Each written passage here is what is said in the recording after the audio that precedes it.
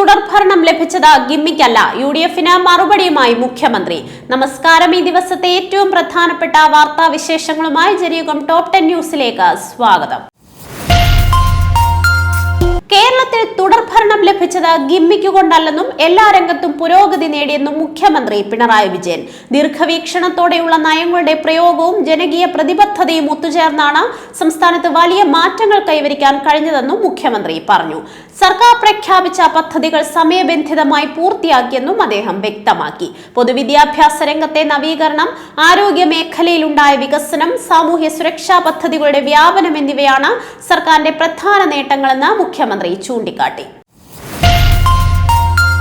പശ്ചിമേഷ്യയിൽ സംഘർഷം കടുക്കുന്നു. കുവൈറ്റ് അന്താരാഷ്ട്ര വിമാനത്താവളത്തിലും ഒമാനിലെ സലാല തുറമുഖത്തും ഇറാൻ നടത്തിയ ഡ്രോൺ ആക്രമണങ്ങളിൽ വ്യാപക നാശനഷ്ടങ്ങൾ റിപ്പോർട്ട് ചെയ്തു.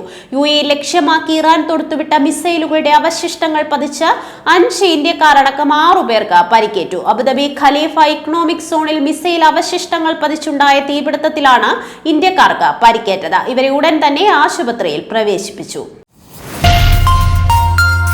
തവനൂരിൽ UDF സ്ഥാനാർത്ഥിയെ വിജയിപ്പിച്ചാൽ സൗജന്യ വിദേശയാത്ര വാഗ്ദാനം ചെയ്ത മുസ്ലിം ലീഗ് സംസ്ഥാന വൈസ് പ്രസിഡന്റ് CP ബാവ ഹാജിക്കെതിരെ കേസെടുത്ത പോലീസ്. UDF മണ്ഡലം കമ്മിറ്റിക്കും ബൂത്ത് കമ്മിറ്റിക്കുമാണ് മുസ്ലിം ലീഗ് നേതാവ് സൗജന്യ വിദേശയാത്ര വാഗ്ദാനം ചെയ്തത്.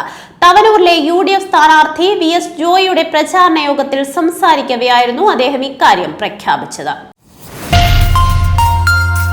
കൊച്ചി കടവന്ത്രയിലെ ആഡംബര ഹോട്ടലിൽ നടന്ന വൻ ലഹരിവേട്ടയിൽ യുവതികൾ ഉൾപ്പെടെ 8 പേർ പിടിയിൽ.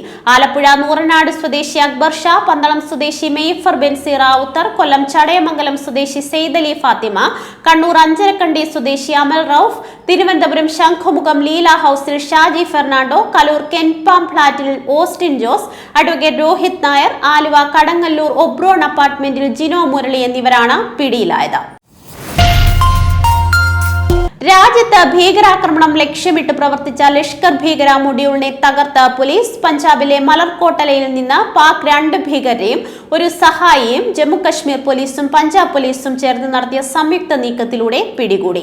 അതിർത്തി കടന്ന് കശ്മീരിലെത്തുന്ന പാക് ഭീകരർ സുരക്ഷിത കേന്ദ്രമെന്ന നിലയിൽ പഞ്ചാബിലേക്ക് മാറുകയും ഇവിടെ നിന്ന് ഭീകര പ്രവർത്തനങ്ങൾക്ക് നേതൃത്വം നൽകുന്നതുമാണ് പുതിയ രീതി.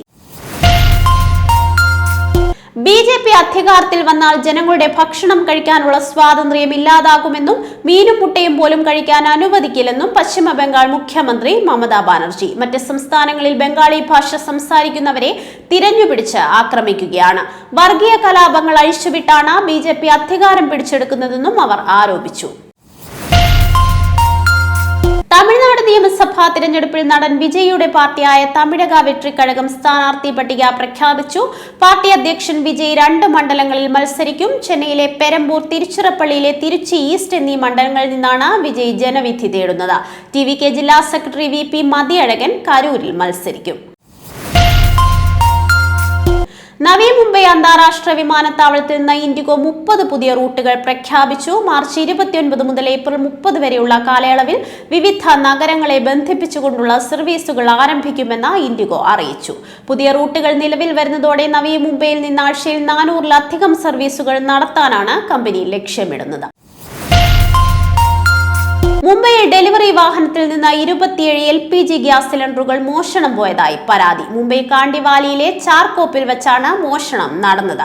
വിതരണത്തിനായി പോകുന്ന ടെമ്പോയിൽ നിന്നാണ് 27 LPG ഗ്യാസ് സിലിണ്ടറുകൾ മോഷണം പോയത്. ഡെലിവറിക്കാരനായ നന്ദകുമാർ രാംരാജിന്റെ പരാതിയിലാണ് പോലീസ് കേസെടുത്തത്. അരുണാചൽ പ്രദേശിൽ നടന്ന അണ്ടർ 23 ത്രിരാഷ്ട്ര സൗഹൃദ ഫുട്ബോൾ ടൂർണമെന്റിൽ ഭൂട്ടാൻ എതിരില്ലാത്ത 5 ഗോളുകൾക്ക് തകർത്ത് ഇന്ത്യ കരുത്തുകാട്ടി. ഇരട്ട ഗോളുകൾ നേടിയ സുഹൈൽ ഭട്ടിന്റെ ഉജ്ജ്വല പ്രകടനമാണ് ഇന്ത്യൻ വിജയത്തിന് അടിത്തറയിട്ടത്. ആദ്യ പകുതിയിൽ ഭൂട്ടാൻ പ്രതിരോധം കടുപ്പിച്ചു പിടിച്ചെങ്കിലും 43-ാം മിനിറ്റിൽ റിക്കി ഹവോബത്തിലൂടെ ഇന്ത്യ ലീഡ് നേടി. ജനയുഗം ടോപ്പ് 10 ന്യൂസിലൂടെ വീണ്ടും കാണാം. കൂടുതൽ വാർത്തകൾക്കും വിശേഷങ്ങൾക്കുമായി ജനയുഗത്തിന്റെ വെബ്സൈറ്റ്, YouTube ചാനലുകൾ സന്ദർശിക്കുക.